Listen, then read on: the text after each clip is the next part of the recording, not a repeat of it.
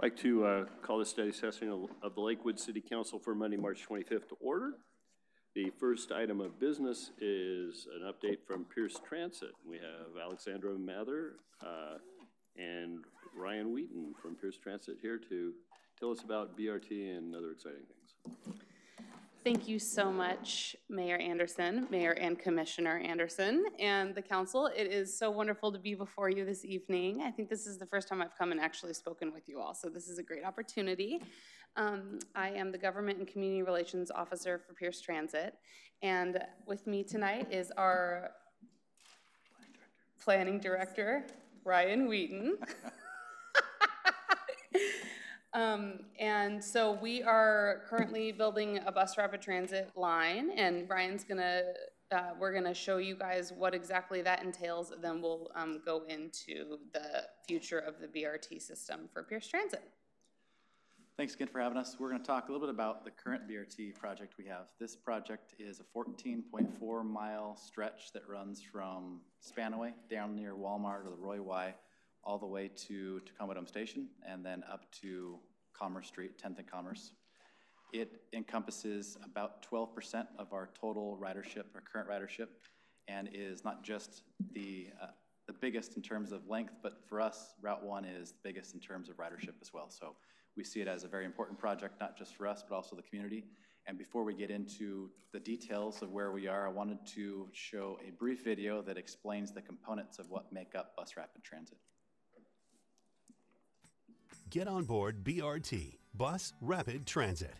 Pierce Transit is creating a state-of-the-art transportation network, giving residents a new, reliable transit option for getting where they want to go.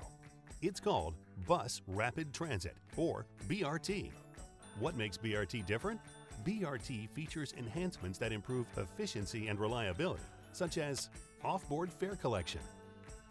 Riders will not have to wait for others to pay their fare before boarding.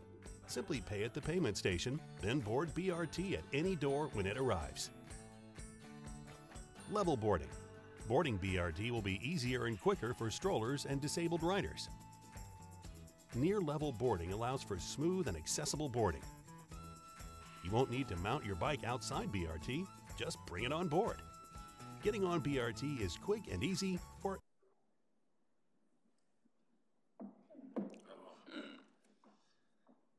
I've seen this video so many times you would think that I could tell you what's in the rest of it. But we can talk about a few of the highlights. So it mentioned the off-board payment system. So the biggest time for us is really how long it takes people to board. And the biggest component there outside of wheelchair loadings is always how long it takes people to pay for their payment. So we're hoping to eliminate most of that time by allowing folks who are boarding with a wheelchair, stroller, bike, or any other device, boarding that is at level. So when that vehicle pulls up, they can actually just roll on board to the vehicle. Payment would be done off system. If you've ever ridden the Sounder train up to Seattle, that's how they do it. So you tap, get on board. And we're looking to speed up the movement by getting most of that business done at the station. These stations are robust. They are larger than a stop, and they look very similar to a light rail station. So that level boarding means that we built them up. All the fare media are available there. We're providing security enhancements that we don't have at most of our stops, and the size has to accommodate what you saw in cartoon form as a 60-foot articulated coach, so the one that has the accordion piece toward the back. That is a very large undertaking, and before we got to determining BRT through our board decision in July, we actually studied a number of options. This feasibility study for high-capacity transit started about 2 years ago. We took a look at multiple options, not just bus rapid transit or BRT, but also express bus, streetcar, light rail, and heavy rail. Taking a look at what made the most sense for that corridor. Ultimately, our technical advisory committee, which included Pierce Transit representatives from the county, as well as WashDOT and the city of Tacoma, determined that bus rapid transit was not just the best in terms of bang for our buck, but would likely provide us with an opportunity to get this thing done in our time horizon. It is a $150 million project, and in looking at the options, $150 million likely wouldn't have gotten us very far down the road if we would have gone with either the rail option. And realistically, we wouldn't have provided the ridership that would have warranted that type of high capacity transit. The board back in July not only determined that bus rapid transit would be the mode, but they also determined that the termini would be, as I mentioned before, Spanaway down near Walmart, the Roy Y area, and then Commerce Street.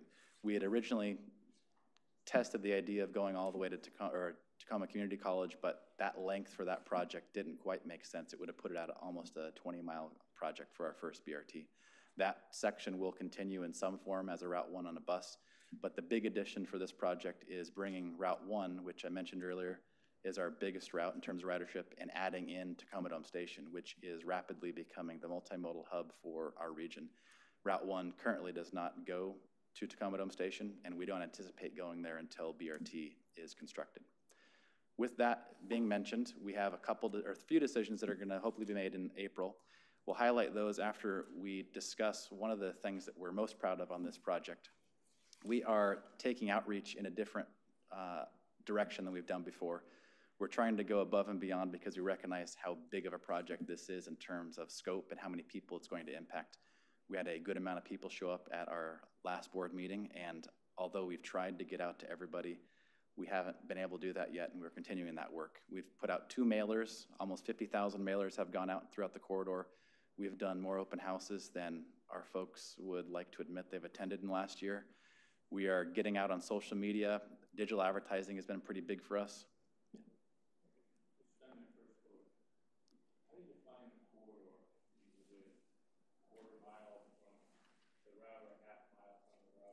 I believe we mailed to a half mile within that route. So from end to end, half a mile, any business or residence, we mailed to everybody there.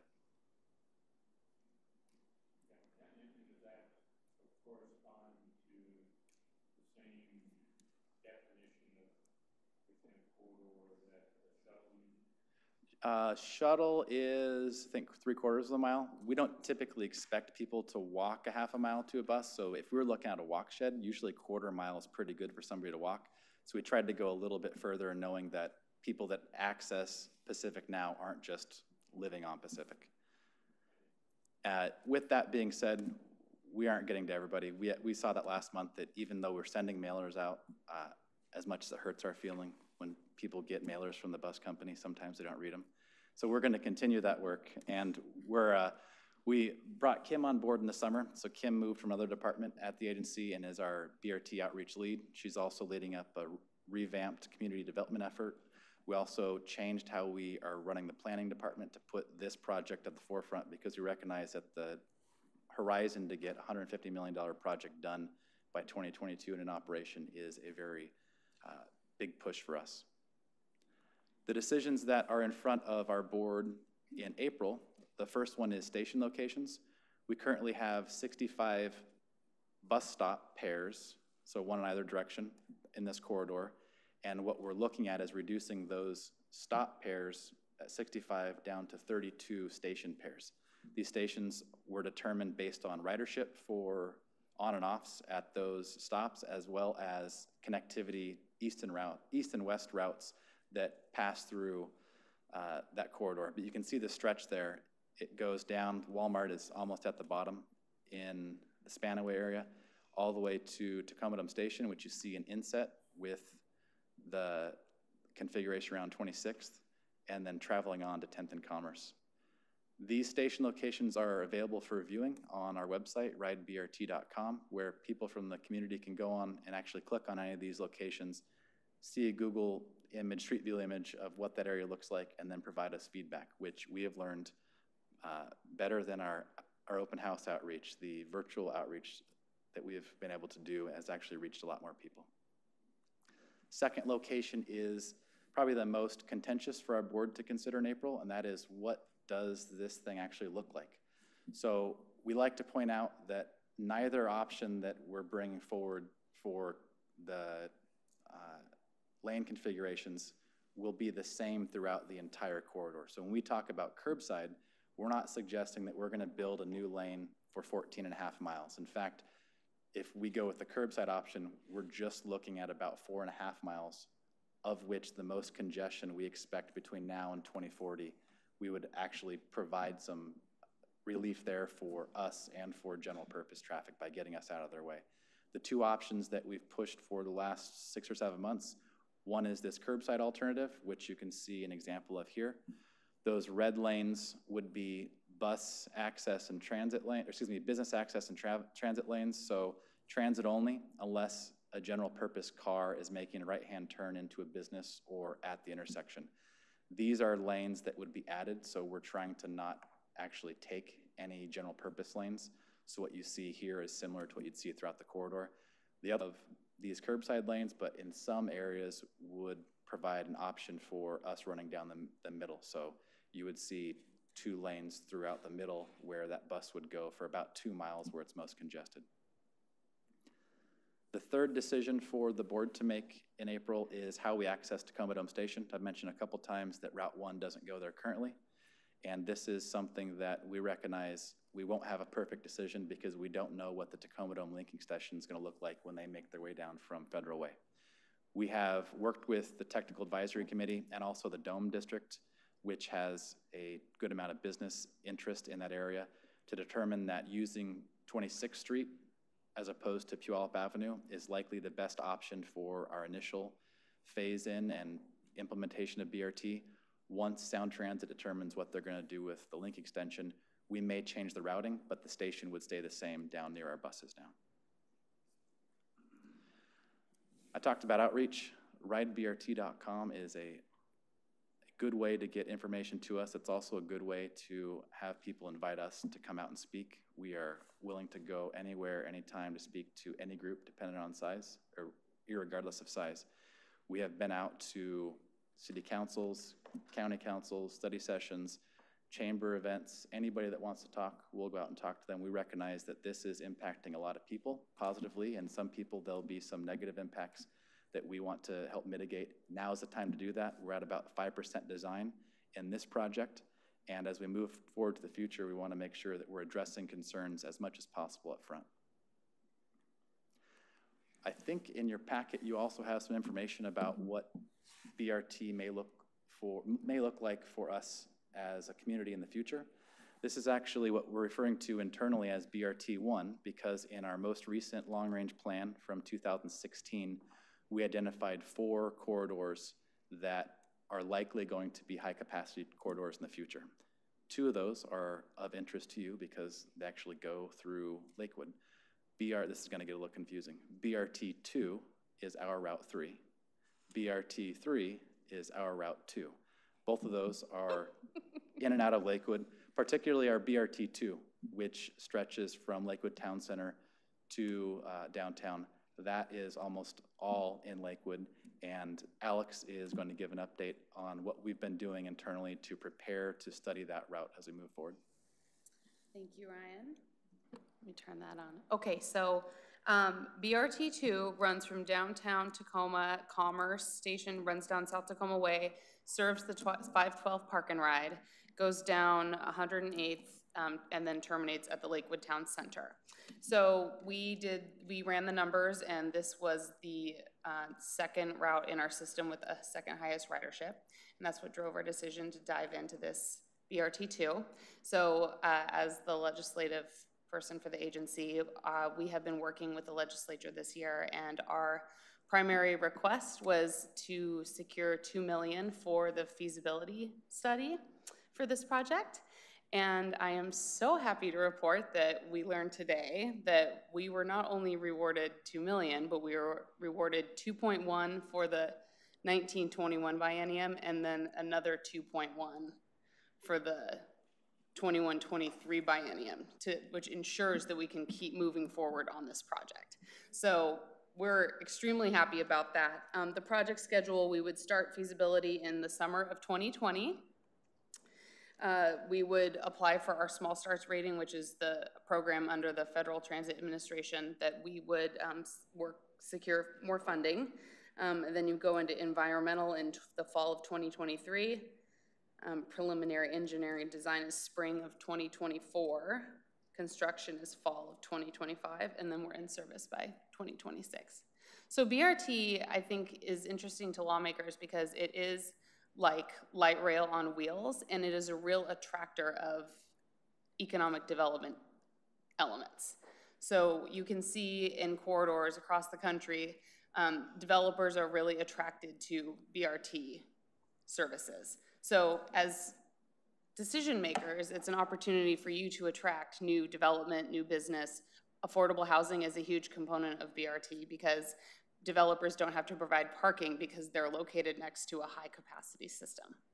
So as we're all facing this affordable housing crisis in this region, and the landscape is changing constantly. We're seeing all these people coming south from Seattle or going north. Community Transit just launched is it the Green Line?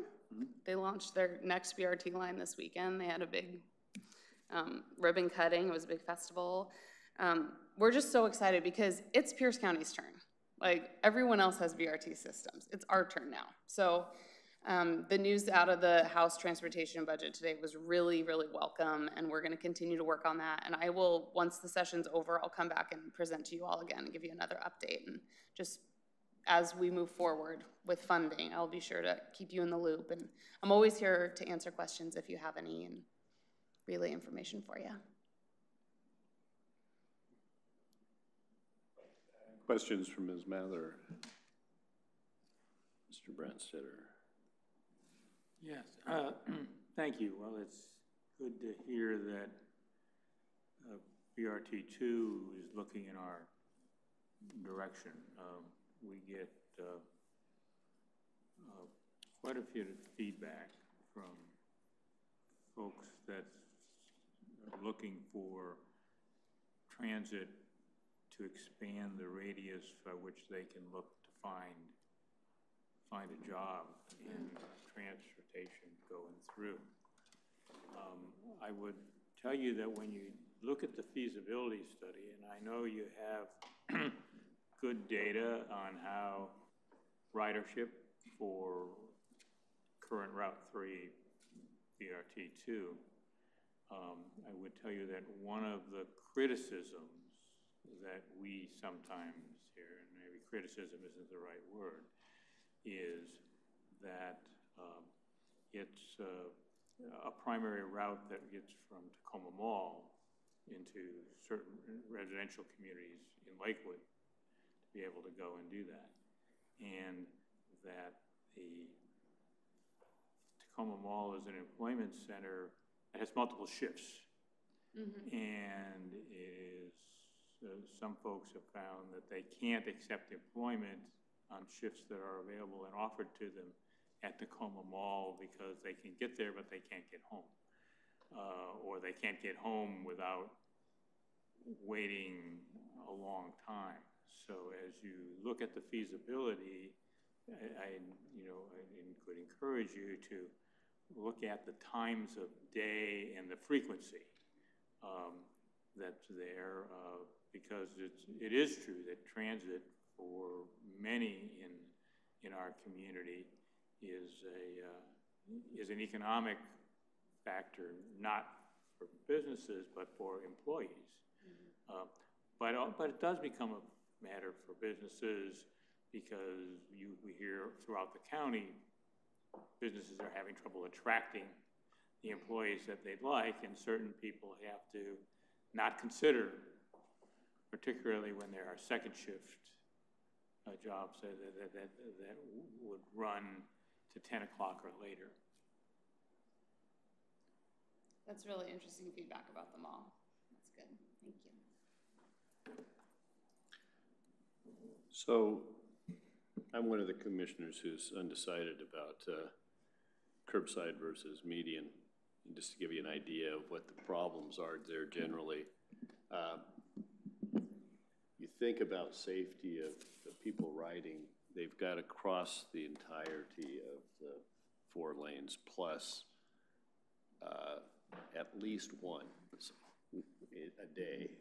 So if they're going to the middle, they do half in the morning and half in the evening, or half going, half coming. Otherwise, they go all the way across one time and are on the correct side the other. Some of the advantages of the dedicated lane in the middle is it's more exclusive use. My opinion is it tends to be faster and less obstructed, particularly because on the curbside, a pedestrian crossing with the light in the same direction as the bus traffic holds up right turns, and the bus can be held up theoretically at every intersection. So we have to carefully weigh that and the cost. I've been an advocate several years ago when Sue Dreyer was, several years ago, I don't know how fast time flies. When Sue Dreyer was a relatively new CEO, she asked what I wanted to see, if I had to look forward to the next big announcement of Pierce Transit, what would it be? And I said, BRT 2 comes to Lakewood. And it's a natural with the South Tacoma Way. It may not be coming far enough, and there are economic constraints, but I hope that we can work the design phase in anyway, because we have excluded from this are underserved areas of residential underserved areas of Springbrook, Woodbrook, and Tillicum, and employment centers at Springbrook, i.e. McCord, Woodbrook, both the the Lewis Logistics Center and our industrial park development, and Tillicum, which is the Madigan Gate. And then farther down, there's going to, I think the design of the main base of the JBLM project on the freeway is going to have a bus turnaround outside security. You're going to pull security back. They're looking at pulling security back and allowing transit to come off there. And so those 4 exits all serve the largest single point employer in the state. And if you're going to take people to work, I think if this was the Boeing Everett plant, the Snohomish County folks would make sure that BRT got to the Boeing Everett plant. So we serve both an economically challenged population who have that necessity of bus traffic to get to work, and we serve the largest employer, which is somewhere ignored if we manage to go farther south. Plus, it should be less expensive, and at the infrastructure, you aren't going to be building infrastructure on the freeway. You're going to have limited number of stops. So that's my goal, is to try to get my fellow commissioners to look farther down the road, even if it's dotted lines. Mr. Simpson. Thank you. You mentioned 2040, and and when you said that, I had in mind the Vision 2040 and all of the economic development that contains. And the thought crossed my mind, and I got this idea as I listened to your presentation about where you're placing the stops. And you indicated that it has to do with economics. So why not look at it from the framework of Vision 2050? Because wouldn't that give us, perhaps, and understanding the flexibility or the vulnerability or the liquidity of businesses, would not that perhaps give us a clear idea where the economic growth will be on Route 1, 2, or 3? Particularly on BRT 1, we worked with the county and the city around the economic opportunity zones that popped up last year. Fortunately, or because of the demographics that are served out there, BRT 1 actually runs through 3 of the county opportunity zones and 3 of the city opportunity zones. So that is the main driver. And when we get together with that group, the city and county are bringing that forward every time. Got you. All right. Thank you. Yeah. And BR2 reaches our opportunity zones. Exactly. The other thing that is going to be an interesting discussion is the sequencing of BRT 1. There are varying opinions on the board as to where you should start. Because if you start out in Parkland, it's the cheaper, faster section to build. And it is fairly high usage, so you're actually delivering something. Where if you start messing around down by the dome, it's the slower, more expensive part of the project. Can I ask you a question? If the plan goes sideways, if that enters your thinking, where would you want to start the building? I think there's more utility in as far as picking up speed in the Parkland Spanaway section than there is in the Contessa's, because there isn't going to be acquisition of additional lanes in Tacoma. So there's enough right of way in most places to build in Parkland Spanaway without acquiring property. Gotcha. So the resistance to an expense of requiring property limits what you can do inside the core of Tacoma. Any other questions? Thank you very much. Thank you for your time. Thank you. I'm sure I'll see this again. It's about the fourth time. Yes. We now have the Talk Rouse Show. The review of the 2018 year-end financial report, followed by budget and TBD.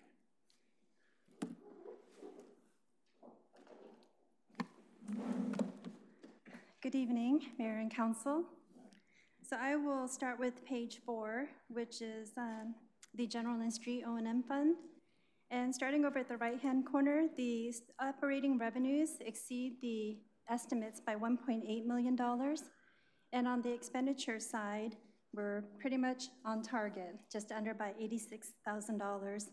And that results in an operating income of just about $1.9 million and increases our ending fund balance by just over $3 million. The biggest contributor to the greater revenues is our sales tax, our gambling tax, and development service fees. So permits are up. On the expenditure side, you'll see that most everybody is under. We do have some departments that are over, but overall, we're seeing a savings of $87,000. And at the end of 2018, we are well within actually we exceed the ending fund balance reserves. So ending fund balance reserves, 12% of general and street fund operations. Operating revenue is about $5 million, and we end up the year with $8.8 million. However, I do want to say that this ending fund balance, some of it will be used for the proposed carry-forward budget adjustment, and then some of it is rolling into the 19 and 20 budget, so not all of it is available. And turning to page 7, which is your sales tax, the $946,000 increase that we're seeing is coming from primarily retail trade, a $426,000 increase, and a portion of that is going to be from the Marketplace Fairness Act, where we were anticipating to receive about $85,000. We ended up with about $122,000. The other areas that are seeing increases is in services of $267,000 and construction of $326,000. An area that I do want to highlight, and you've seen this, so it's not a surprise, is on the utility tax. Utility tax is down by $268,000 compared to the year-end estimate, but compared to 2017, it's down by $335,000, and that's in the area of energy, as well as the landlines and the cell phones. So was there an assumption that we made in creating the estimate that didn't pan out that caused us to be $200,000 plus down? Yes, it's primarily in the energy side. Energy and continuation of the decrease in the cell phones. It is something that we'll be looking at in the mid-biennium budget adjustment, where we're actually going to, if the trend continues, actually propose a reduction in that revenue source. So Mr. Bo. the energy utility taxes, which are gas and electricity, are they more in line with 2017 and we didn't see the increase, or Is that an energy conservation impact, or what are the utility companies telling us? Actually, I did not reach out to the telephone companies. We're just looking at the trends. So, you know, depending on if the weather's cold doesn't necessarily mean that people are going to adjust their temperatures to stay warm, or if the weather is down, that they're actually not, you know, utilizing air conditioning. So there is some conservation, I believe, just, you know, there's some limitations on what some people will spend.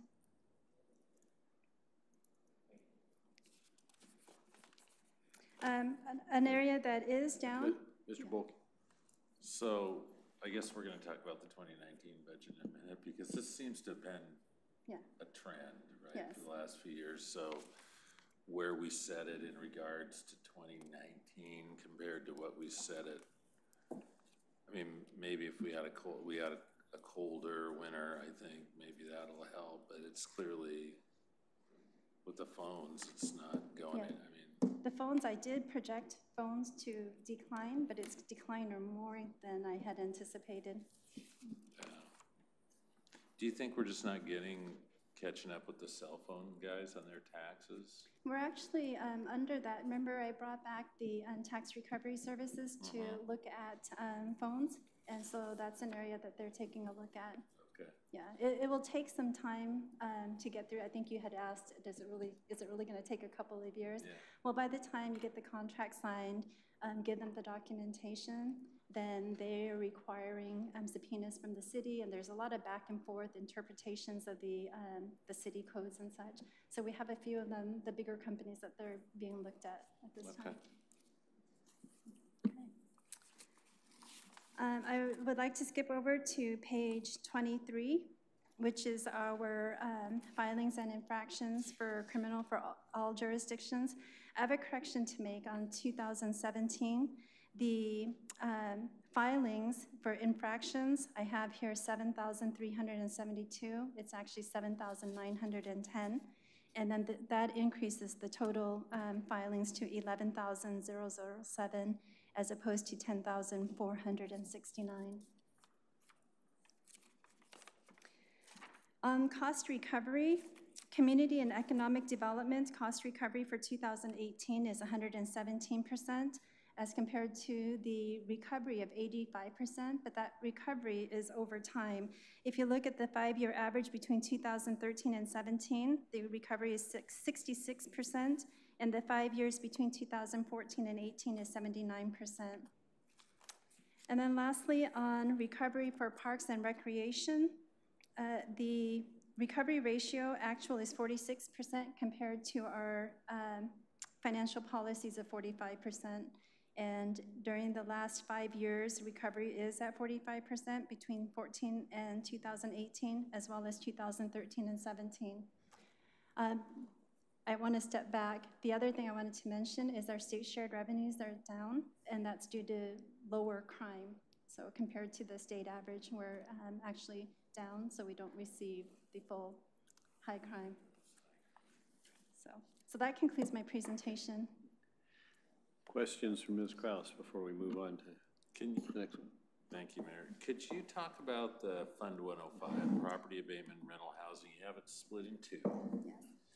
But, yeah, I mean, it's one fund, but it's split in two. Sure. And it looks like abatement's doing pretty well. What you call charges, which I guess is us getting our money back. Sure. Plus interest, but the rental safety side is low. Yes. So what's your...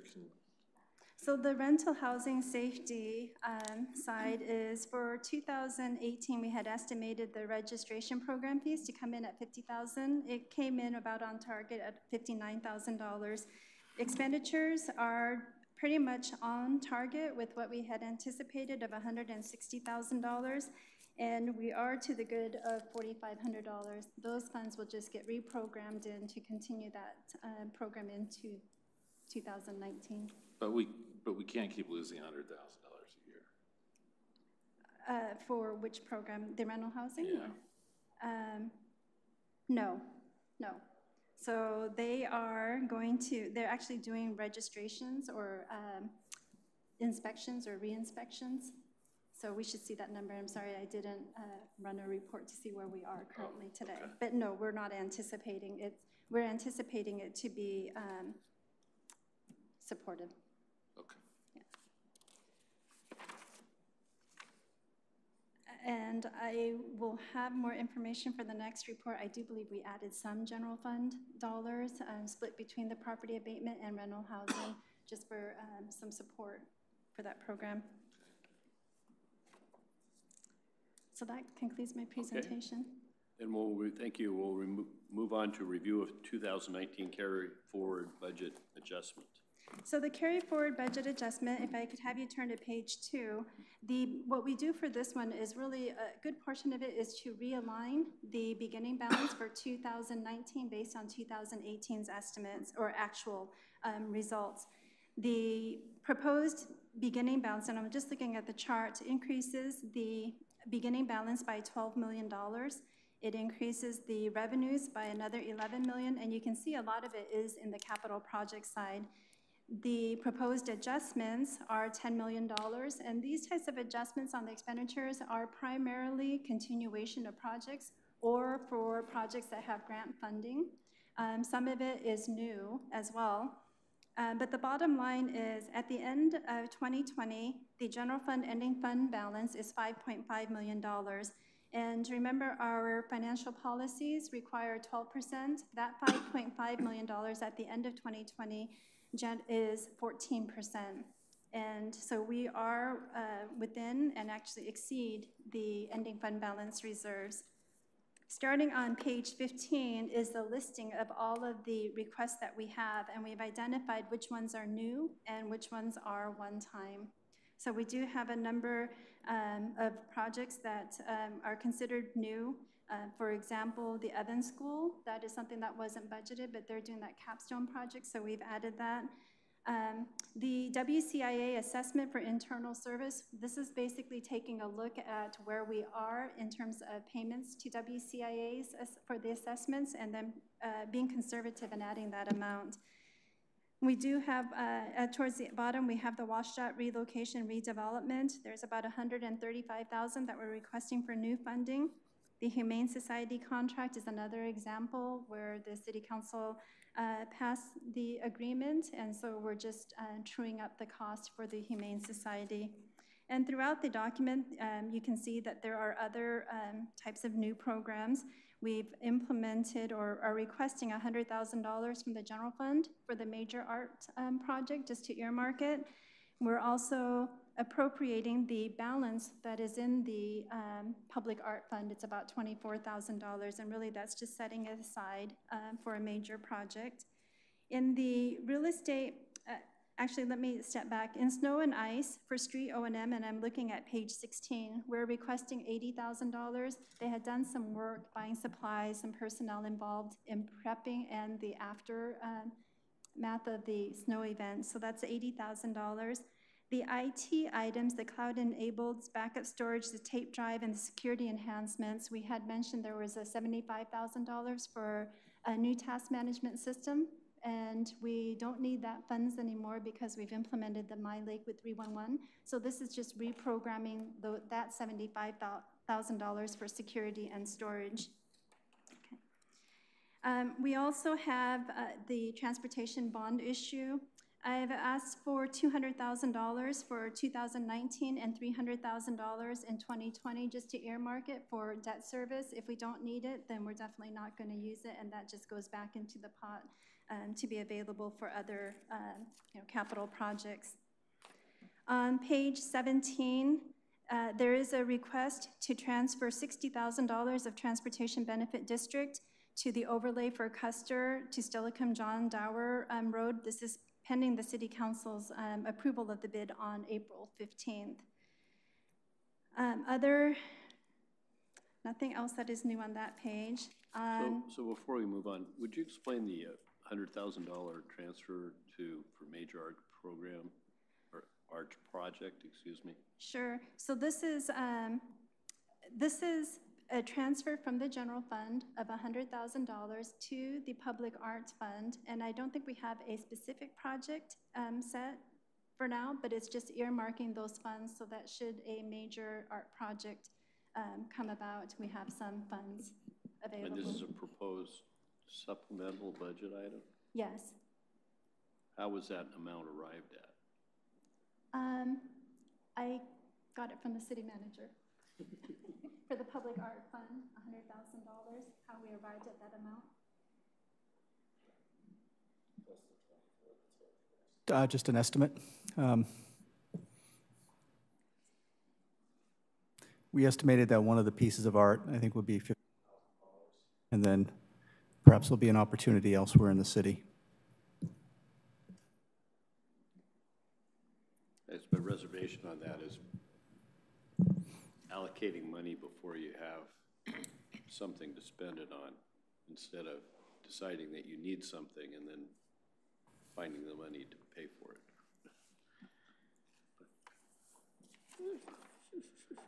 So but this is an actual transfer.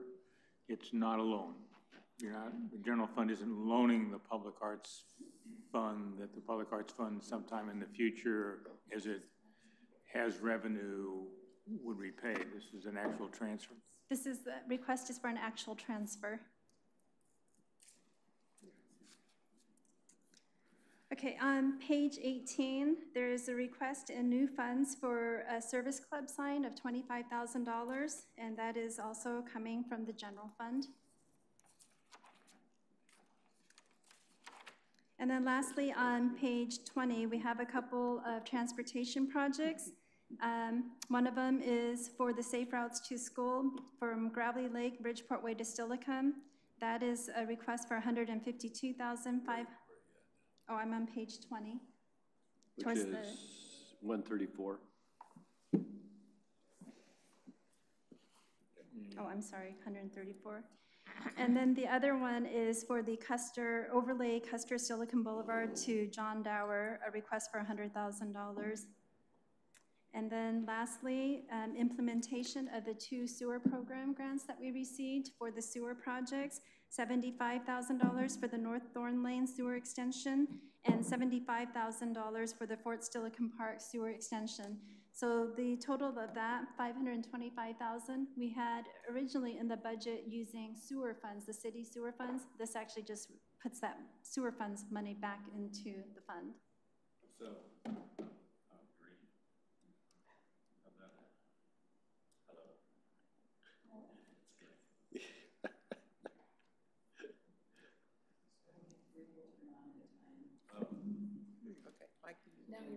somebody's good. Okay, thank you.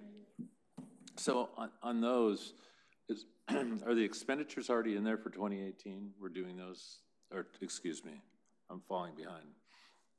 In 2019, are the expenditures for those 2 sewer projects 2019, or are they 2020, or we're just holding the money, or? So typically, I mean, that's in the next section, but. Yeah, probably in the next section. I don't have the answer off the top of my head now that you're asking me. So typically, how we handle the... Are the sewer projects this year? Are the sewer projects this year? Yes, there's North Thorn Lane is going to be constructed later this year. I'll have a more detailed report for you as part of the city manager report. And how about Stillicum, Fort Stillicum? That will be built this year as well. The extension of water, electricity, and sewer into Fort Stillicum Park along Angle Lane will be occurring this year as well. Okay, great. So that concludes my presentation on the carry forward.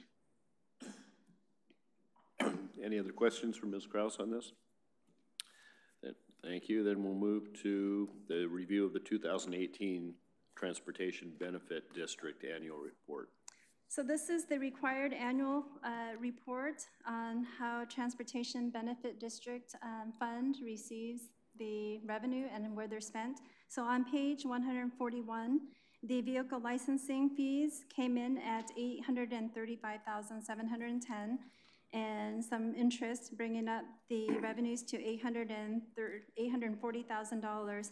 We did have two projects that were being funded with 2018 TBD funds.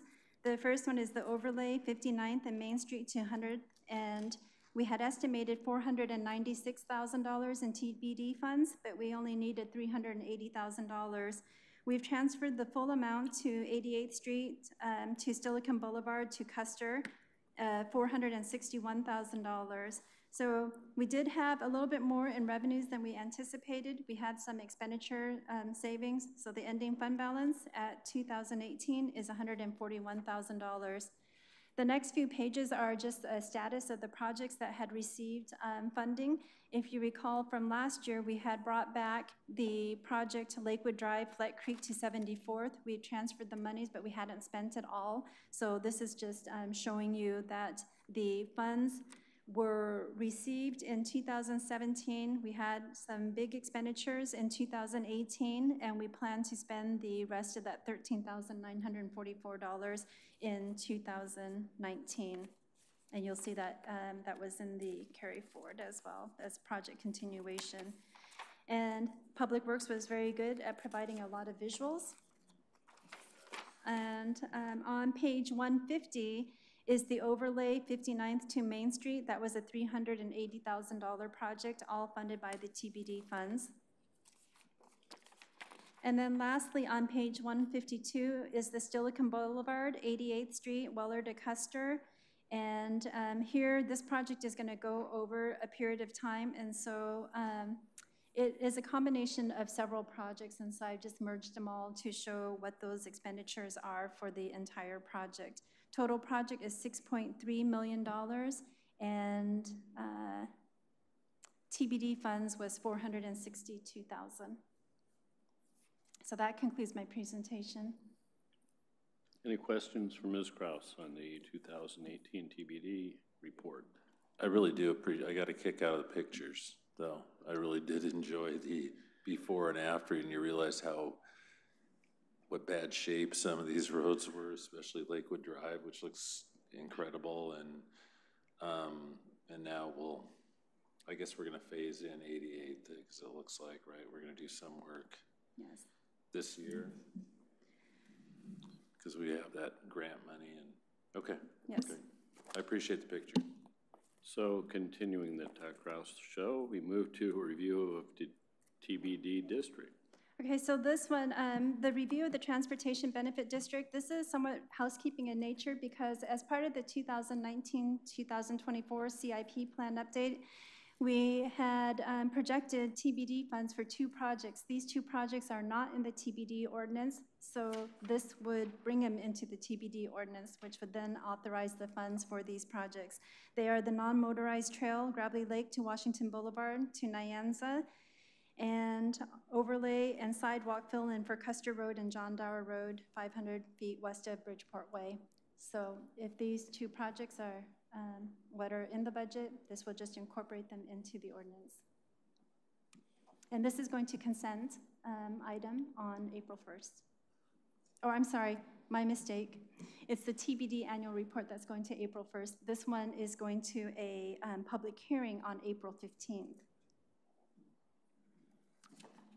Mr. Branstetter. Thank you, Mr. Mayor.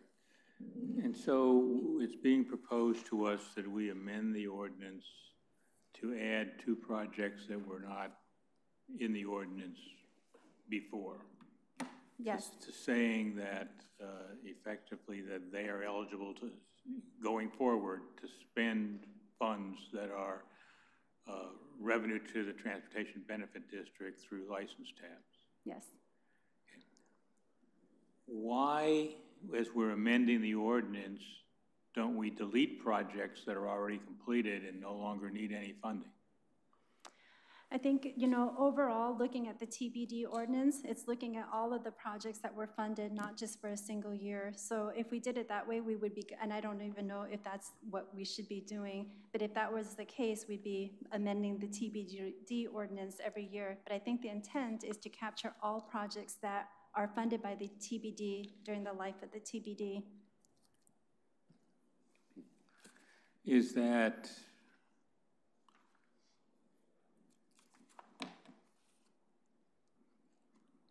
common practice to you know, I look at where we amended the stormwater, our stormwater or our sewer surcharge ordinance, and we did it somewhat differently rather than adding projects to it. Existingly, we redefined what it was going to be used for going forward, as opposed to using the ordinance to document its history. And, you know, the way the ordinance looks with no annotation that projects are completed, okay? You know, it creates an impression of there's a huge amount of work needed to be done still to be funded by the TBD when some of the projects that are on this list in section 1 are done. There's actually two kinds of projects. There are ongoing projects. The chip seal program is an ongoing project and is a different sort of a project than Main Street, Gravely Lake Drive to 108th Street, which is done, okay, and completed. And it seems that just by adding to the list and not taking things off that no longer need funding is less transparent than if you kept it current about what they might be used for. That is something that I understand what you're saying, and it's something that I would like to consult with legal on to see if that's if the ordinance lists out all of the projects that were ever funded, or if we can do something different to the ordinance that states, you know, maybe these projects were done and we're adding these projects. But I would need a little time to. Okay, it would just seem to me that this is a new ordinance, so it's an ordinance that will be effective on the date that we vote for it. And so it would seem that what we spent in the past is somewhat irrelevant if we redefine what it can be spent for in the future. Yeah, maybe it is as simple as whereas these projects were completed, and then, yeah, something like that. Anyway, thank you. So that concludes my. Okay, I had one semi-related question. Do we know how much Sound Transit license tab tax is collected in Lakewood? So our figure of $800,000 indicates we have about 40,000 vehicles that are licensed in Lakewood. And I think the average has got to be $100 or more that they charge. So that'd be $4 million to $5 million compared to our 800,000. Where do we actually deliver something? Do we know what that is? It's not some number that I have in my head. It was certainly something that we could look up and see if we can come up with some number. Okay. So we move to reports by the city manager. Mr. Caulfield. Thank you, Ms. Krause.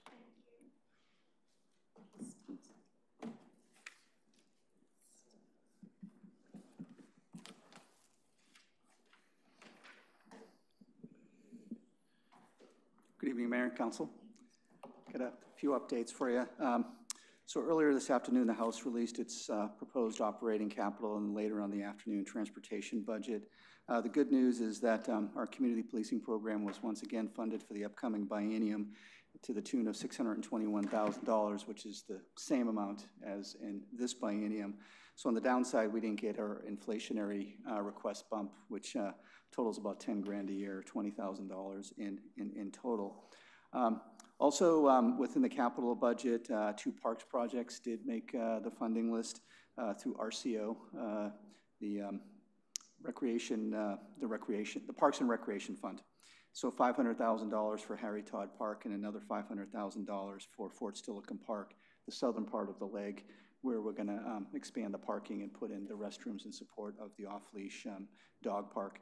However, What we don't see in the capital budget are two of our state capital budget asks. One is funding in support of turf infields at Fort Steilacoom Park, and then funding in support of Springbrook Park. So that hasn't popped out at us. Also, on the transportation budget, SSMCP, and we're a part of that, had requested funding to do the design study along the I-5 corridor from Mounts Road to Tumwater to the tune of $4.5 million, and that's in the transportation budget. We're literally right now going through the detail of that to see if our request for an Amtrak station study assessment is included in there. So that's what we know on the House side. The Senate will release their 3 proposed budgets later this week. I understand that I think it's the capital and the transportation budget. It's not expected to come out until I think as late as Friday, actually. So we'll continue to go through the House's budget to see what we'll see there. So on that note, I searched train and Amtrak, and nothing popped up. Okay. Doesn't mean it's not there. Sometimes it doesn't quite work. Another note is that Fort Steilacoom campus of Pierce College got a $31 million construction project, so that's $300,000 worth of sales tax for us. Yeah. Also, I didn't add it all up, but the military department, Camp Murray, got a considerable, even though it's not outside the city, but it's on the edge of our community, they got a considerable amount of funding, as did, of course, and again, I haven't added up all the numbers, funding in support of DSHS at Western State Hospital as well. And Western State's I think the new forensics got $1 million worth of planning money.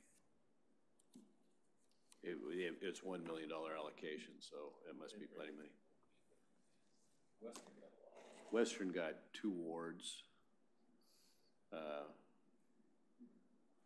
2 wards, a remodel, but the only thing on the new facility was $1 million of planning. And I also saw in there Clover Park Technical College got some funding as well, but I haven't had a chance to go into the detail of that. So, at the local level, I just wanted to report, we've been having some issues out at Wards Lake Park. It came to the point that we had to shut down the restrooms. There was just vandalism and people trying to, quite frankly, tear the doors off of the restrooms.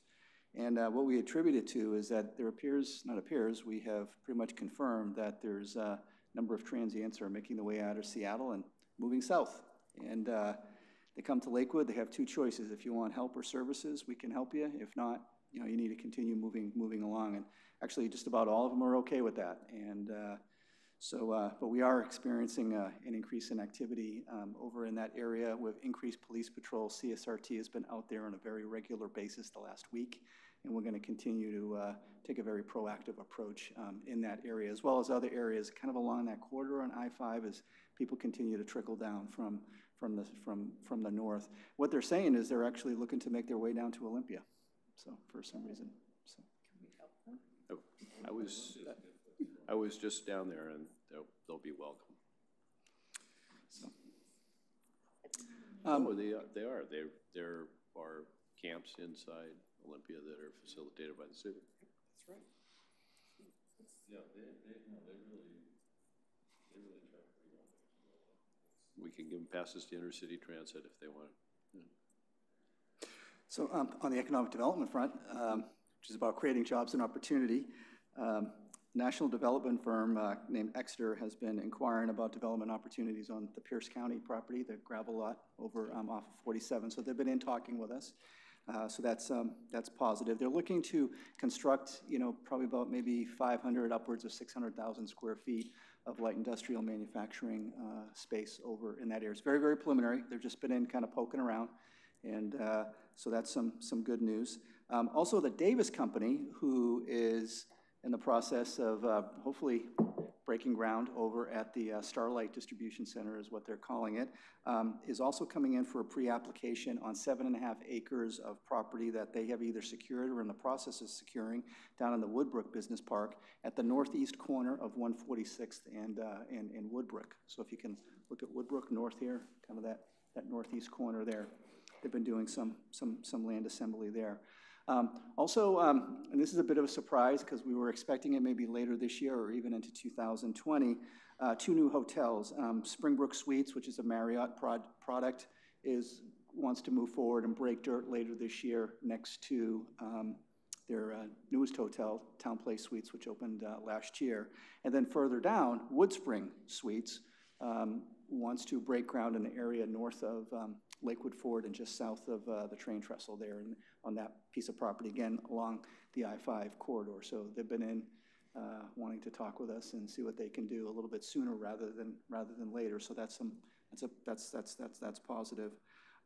Also, our economic development manager, Becky Newton, will be in front of you here on as a study session on April 22nd, and she'll have a number of items that she wants to share with you. One of them is our business retention report, and we actually posted it online. I think I emailed it out to you this weekend, so just wanted to give you a preview of that. Also, we put together just a 2-pager fact sheet about Lakewood, just kind of all the statistics of who and what we are. And so we have posted that on our economic development page. And then lastly, on June 13th, we'll be having another annual developer forum at the McGavick Center from 8 to 11 a.m. Again, June 13th. I believe that's a Thursday. And so those are some economic development updates. Colonial Plaza project, one of our key economic development catalyst projects, bids came in.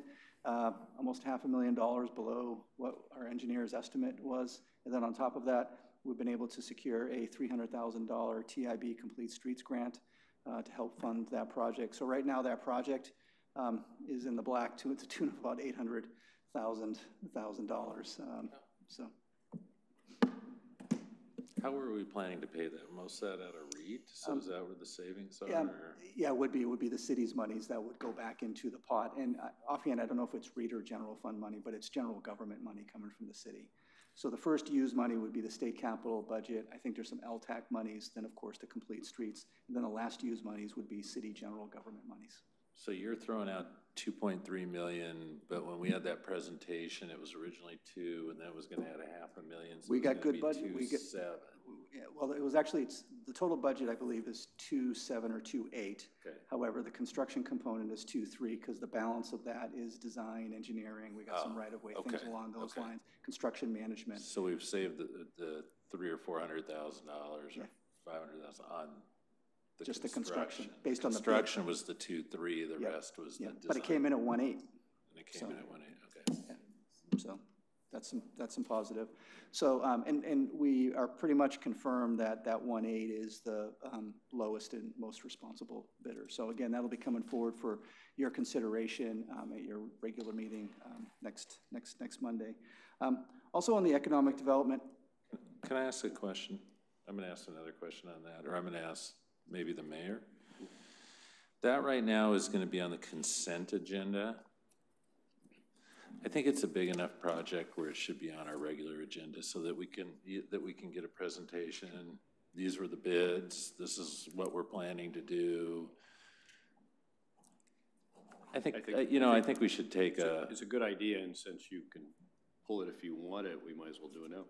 Okay. I'd like. I mean, is that okay with you guys? Just so we can have. Sure, we can do that. Public Works come and say, here's our big project, because this is our big project of the year, really. Mm. And so they can talk. We got a couple others. Okay. Well, we got other stuff going on. All right.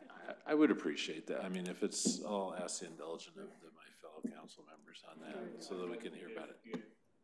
Refreshed in my own mind exactly what the project, because we went through quite a few reiterations about what that would look like.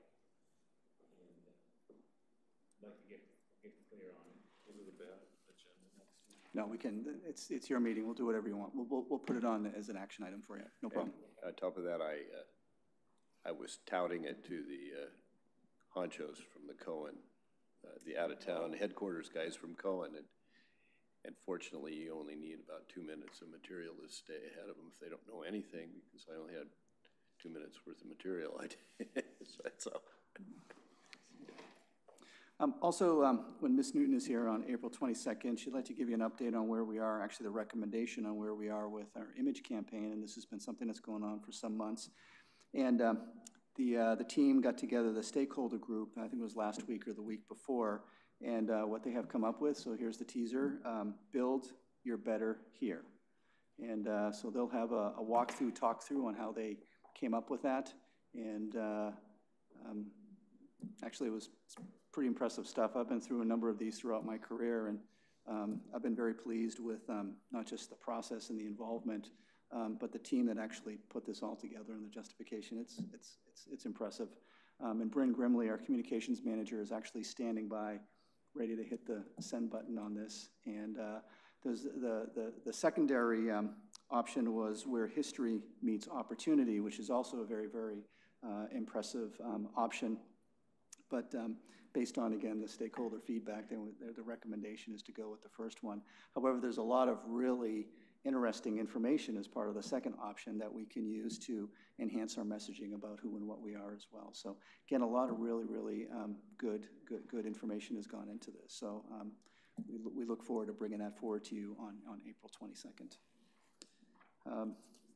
Annual audit kicks off in latter part of April, so finance will be buried doing that, as well as putting together our annual financial report. We heard back from Sound Transit that our project request to rebuild curbs, gutters, sidewalks, rebuild the road on 112th, 111th between Bridgeport and Kendrick is a project that they would like to move to the next phase. And so we are going to go ahead and doing this. If you recall, they've allocated $10 million to each of the sub areas. And I think in total, Pierce County as a region submitted, I want to say about $17 million. So in total projects.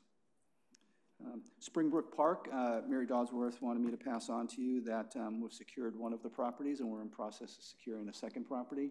And then the third property we hope to have squared away here later this year. However, the two properties that we expect to have secured in April, the one that's right on the creek, kind of the larger of the three, and then the one on the corner of 47th there, we're going to move very, very quickly to have those projects abated and turned down so that they don't become a local nuisance or anything along those lines very, very, very, very quickly.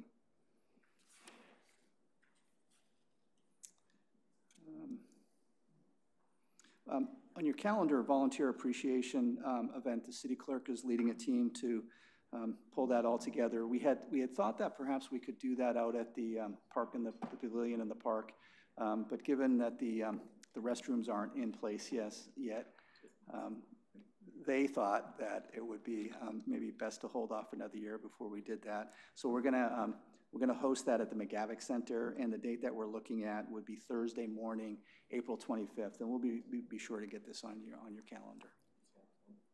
Volunteer appreciation event.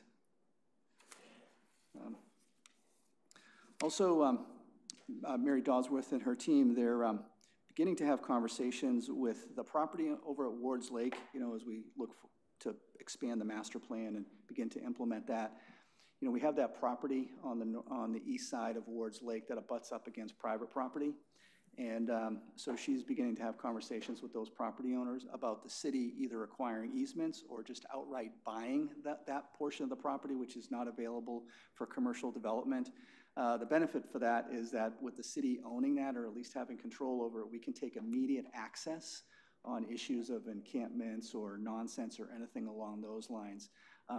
And so one of the options is perhaps looking at Pierce County Conservation Futures to help finance that. But she first wants to seek the interest of the property owners to see if they're interested in selling. So going back, since that's non-developable, I'd first approach it from the standpoint of an appraisal differential and an easement so that the owner still has the square footage for the entire project, and tell him that appraisal's tax deductible. So he's giving up, for practical purposes, for the current use, he's not giving anything up because he can't further develop it. But he gets a tax deduction based on the restriction that's placed on the property. So it's a win, and we don't have to pay anything if he goes for it. So. and Mary has that here as one of those driving options, yeah. She, the other option she has is maybe they'd be willing to donate it because they kind of get a similar benefit. Yeah, to get a higher deduction. Yeah. Also, Mary and her team, they're reaching out to the Lakewood Community Foundation to submit for a $20,000 grant for the Service Club sign project that we'd like to get underway later this year. And then we also heard back from Partners with Parks. They're going to have their black tie and blue jeans event. It's going to be a bingo night at the McGavick Center. So that's in September. It's Friday, September 6th. So again, we'll get that on your calendar since you've all been invited to that. Just some quick project updates. Veterans Drive, that project. So we're in the process of negotiating with Parametrics. They've been selected as the preferred engineering firm to do the design. And we're hoping to bring forward a contract for that design work for your review and consideration as part of your April 15th meeting. A couple other projects, our annual patching project, our annual patching project program, we expect to bid that the middle part of April, and then council consideration and award of that contract on May 6th. The chip seal program kind of on a parallel track, bidding on the latter part of this month, opening bids in April, actually a little bit earlier rather, bidding it actually beginning tomorrow, open bids in April, and then awarding for council consideration as part of your April 16th meeting. Another project, Custer Road, the overlay project, look at advertising advertising that. I think it's actually under advertisement right now. I think it's out on the street right now. And then the North Thorn Lane Sewer Extension Project, which is a big project. It's almost 2,000 linear feet of sewer line that we're going to be putting in, including sewering Harry Todd Park. We expect to advertise that in the middle part of April, so contract consideration and award by the City Council probably the early to mid part of May. So a lot of positive things happening there. We heard back from, WashDOT Rail that NTSB, the National Transportation Safety Board, is going to be holding a board meeting in Washington, D.C. on May 21st, 2019 to release the report outlining the probable cause of the December 18th, 2017 train derailment, as well as recommendations to the parties to take, including WashDOT Rail, Amtrak, and probably the FRA. We will not know what that report is until it's actually officially released at the meeting on May 21st. In the meantime, we've been in contact with WashDOT Rail about this. If you recall, last October, we had an opportunity to sit down and talk with WashDOT Rail as well as Sound Transit and Amtrak about the reopening and some of our concerns and issues there. There's a couple of bodies that weren't at the table, the UTC as well as FRA, and so we're in the process of setting up a meeting to continue that dialogue with those two agencies as well. And then we learned today, this afternoon, that the positive train control is now fully activated on the entire Amtrak Cascades line from Blaine, Washington, all the way down to Eugene, Oregon. So that's fresh off the press today.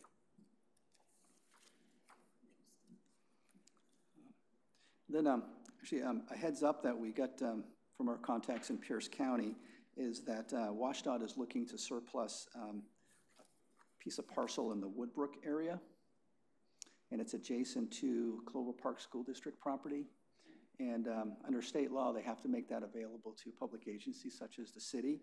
And so our senior policy analyst, Shannon Kelly Fong, has done some work here.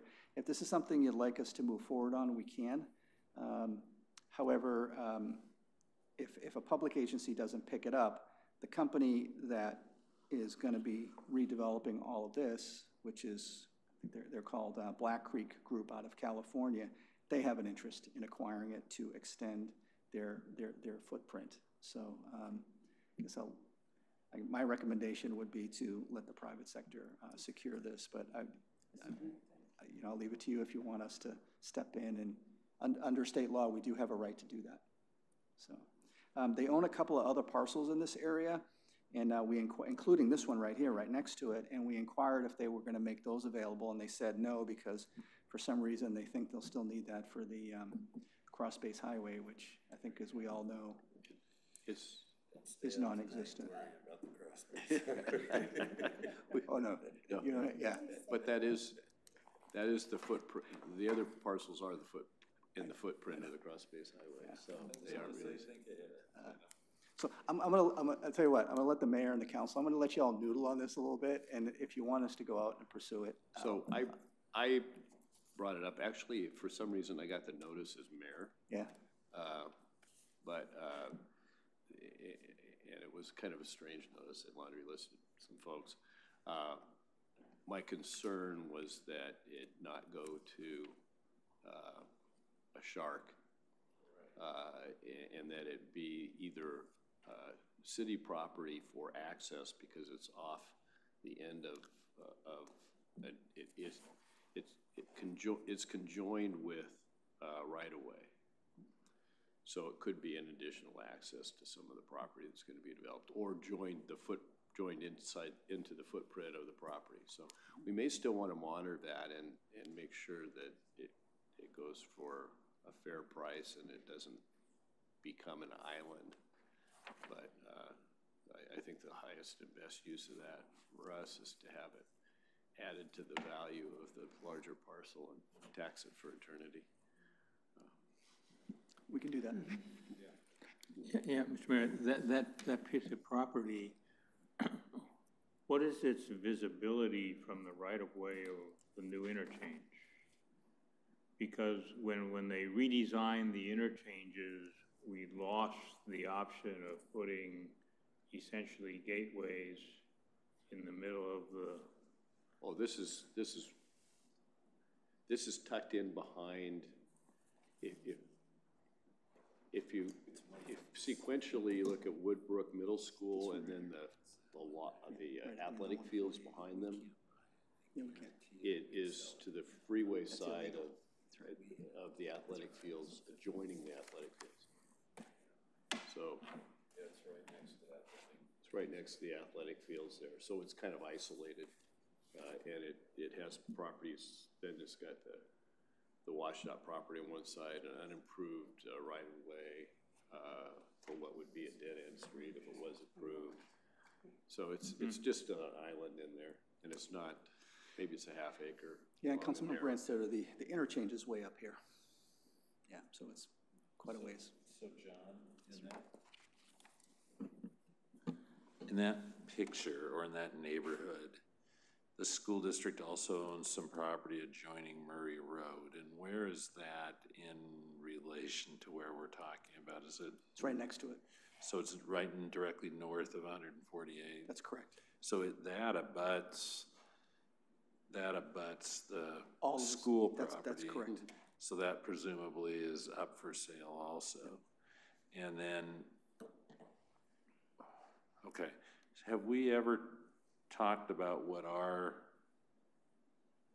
148th Street runs through there? Is that still our right-of-way? And is that something that we look at as a gateway into this thing, or, I mean, we haven't had any discussions surrounding our right-of-way there. We have not, Council Member, okay. And you know, and again, Black Creek is, you know, they're just doing their due diligence right now. They haven't come in with any concrete plans in terms of where their ingress and egress is. However, I will tell you this. What we want them to do is we want them to ingress and egress out of 146 because we made some improvements to that roadway so the heavy trucks can handle it. Oh, to come out on 146, that's then correct. Go out that way, yeah. Okay. And then coming down here and taking a left across, you know, onto one, I don't think we would be supportive of that. Maybe taking right-hand turns out perhaps, but we'll see.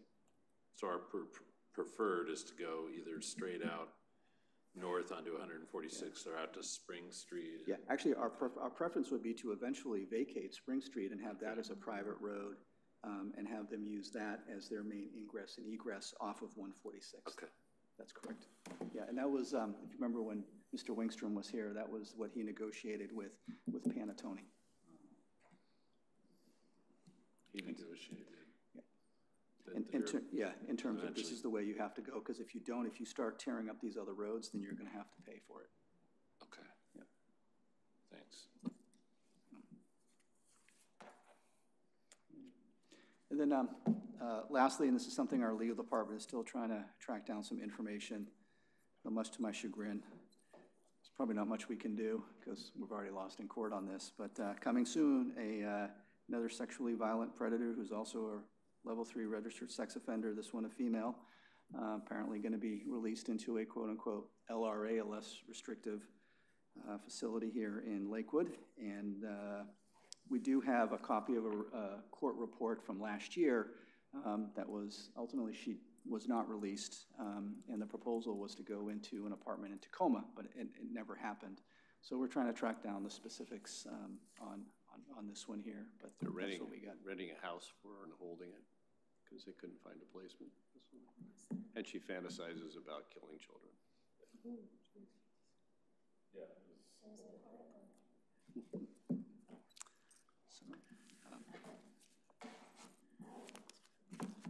That's what I got here. Questions from Mr. Caulfield? I had a question. Well, go ahead. Not on your report, but late this afternoon, you forwarded us a letter that came through Representative Levitt's office from Ecology. And it wasn't really a letter, it was more a summary of where they were. But did I interpret that of saying the ecology permit with respect to Wahop Lake is now at some indefinite point in the future? I don't have an answer for you, Councilmember Branstad, because that came as a bit of a surprise to us, and Mr. Busich will be following up with them first thing in the morning, because the letter states a 30-day, well, we've always known it's a 30-day turnaround, but then they said in the letter 45 days, but it could take longer than that as well. So we want to get some clarifications on that, because the latest conversations that we've had with Department of Ecology was that they were going to be turning that permit around relatively quickly, and the reason being is because we wanted to stay on task on getting that alum treatment done in the latter part of April, early May. And again, that was based on consultation and advisement from Department of Ecology. Okay, it's the tone of the letter seemed to imply that the comments they received from the public were causing them to want to take more time. I don't know. That's why we want to follow up and get more clarification, or get some clarification on that. Okay, thank you. And of course, I'll let you know what we find out on that. A question regarding the Lakeview pit. I heard that Ecology, maybe it's Ecology, who's ceding authority to Lakewood for wetlands? Yeah, so at Ecology, my understanding, the last I heard was Ecology has stepped in to take that on. They're taking it on. Yeah, and I can get you a more definitive response on that, answer on that. But so, I heard that there was the letter forthcoming from them that they didn't anticipate going forward. I have not heard that. So I know we have an economic development meeting. It's either tomorrow or the day after, and so okay, maybe I'll have an update for you there. All right, then go to council comments. Mr. Branstad. See, I have to go right, left, I forget what I'm doing. You're left. Mr. Mayor, I was wondering if you and the deputy mayor had made a decision about the letter with reference to Wahop Lake to clarify things. Push send on it. So are we expecting that to be published? I think it was today. It was published today. Okay, I was not in the loop today. Okay, thank you. Mr. Boki. Thank you, Mr. Mayor. I'll let you talk about the Cohen thing. I thought it was, but I will say I thought it was a really neat event. Thank you for all the folks who went to the Communities and Schools breakfast last week. It went very well. midst of doing a lot of changes. We announced our new executive director, so very excited about that. I'm going to dovetail onto the comments about I pulled up the capital, and I pulled up the 28th district, and it's $147 million of stuff, and of that, almost 60 is at Western State. The big item being 28 million for 2 wards addition for their forensics, and a treatment and recovery center, 17.8 million. So I don't know what that is. And then we had the remodel. Is it Chambers Creek Trail got 700,000. I don't know if that was University Places ask or the counties. 500,000 for the Harry Todd Park and 500,000 for the Fort Steilacoom Angle Lane. So we did pretty well, 1.7. We'll see how what shows up in the Senate budget. The 29th didn't have a whole heck of a lot, but that's all I got. Thanks. Mr. Sims? Thank you, Mr. Mayor. I just wanted to say something publicly to Brianna. I appreciated the hookup last week as far as the telephone conversation I had here during the city council meeting. And then on a more serious note, last Monday I was at home and I was working in the study and the phone rang. And I heard this woman singing on the end of the line. Told you I'd get you, Moss.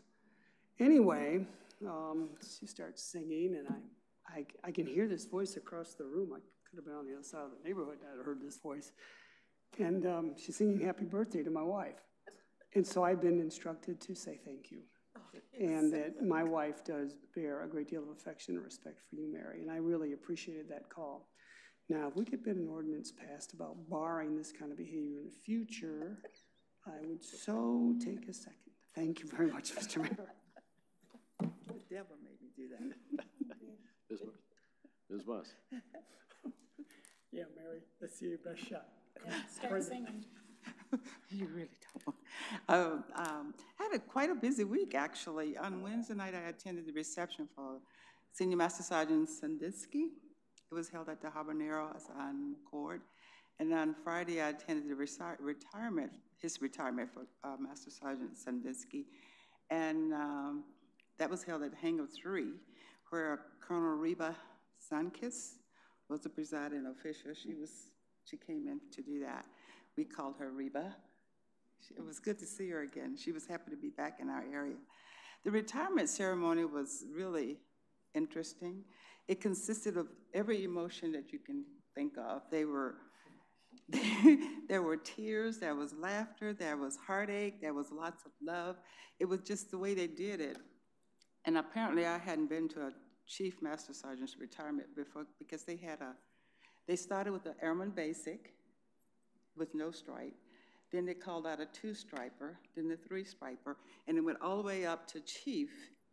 And they were given, jokingly, reasons as to why they came into the Air Force.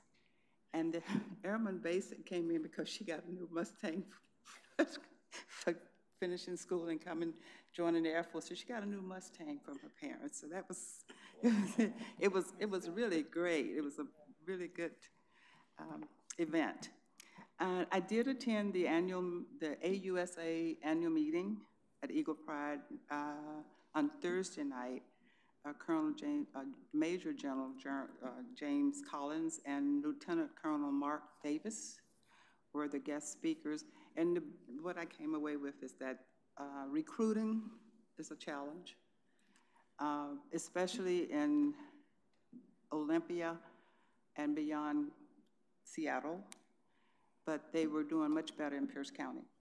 So that was good news. And there were some people there that had some support and some resources to offer them for Seattle North.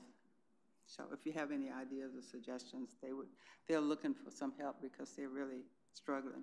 And again, I enjoyed the Communities in School breakfast. Thank you so much for all of your help getting me a seat and everything. And that's it. Thank you. Well, thanks to Paul for hosting the CISL table. It's always a pleasure to come with a check. And our table ended up to being 6 elected officials and Jimmy Collins and his wife, and so everybody already had their check made out, so we just, the envelopes were full before before the ask. We know how this works.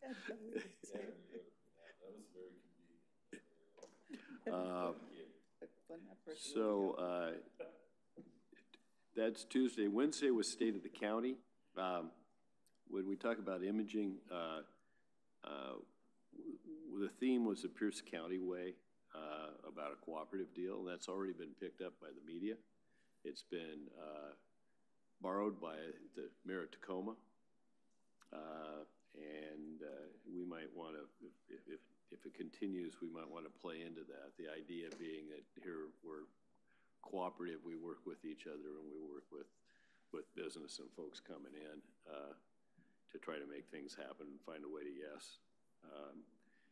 Carrying on the contrast with head tax in Seattle. Then went to the Cohen's Veterans opening, which is a really good event. They brought out their brass.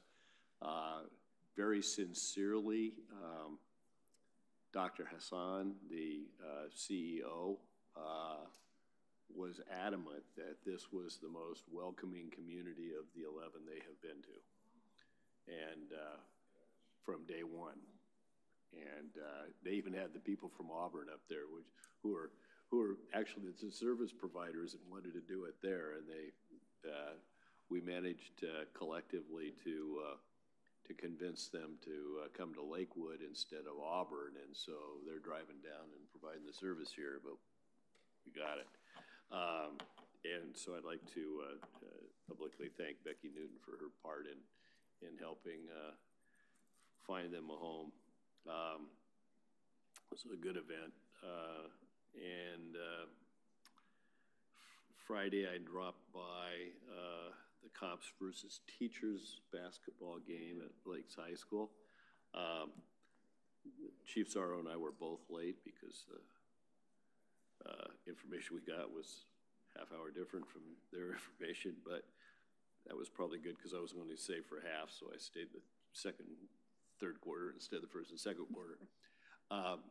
Interesting, he was telling me that they, a few years ago, the teachers had a ringer that had been a professional basketball player, woman who had been a professional basketball player. She was amazing.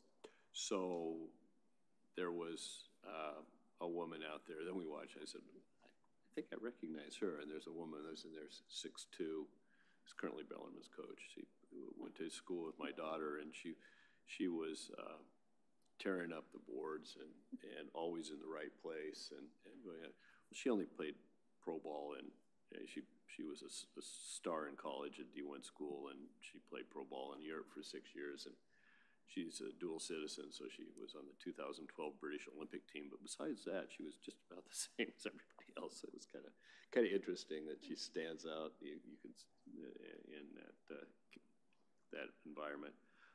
Today, I participated in my first Association of Defense Communities committee meeting for federal advocacy and outreach and advocacy, or advocacy and outreach, basically lobbying type stuff. And the main item discussion was the DCIP, Defense Community Infrastructure Program. It looks like it's really good in the Senate to get funded. House, less certain. Congressman Heck, you may have seen it, was circulating a letter.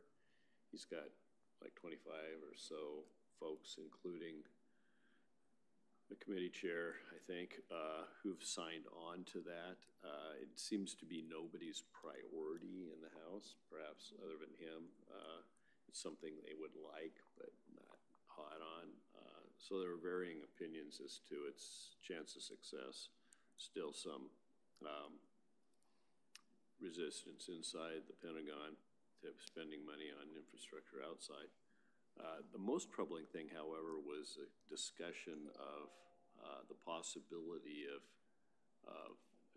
the focus changing as it has a chance to pass to being energy-oriented, so that it would be more related to energy resiliency for the base with respect to construction of off-base infrastructure that helps the base. And that I don't think is a majority opinion at this point. It was more a matter of discussion. That could, if that's a possible legislative path that we should watch out for. So that's it. Busy week. Anything further to come before the council? Then we're adjourned. Whoa, that deputy mayor, we get out of here? See how fast we finish without Jason? Yeah. Yeah, we have to tell him about that.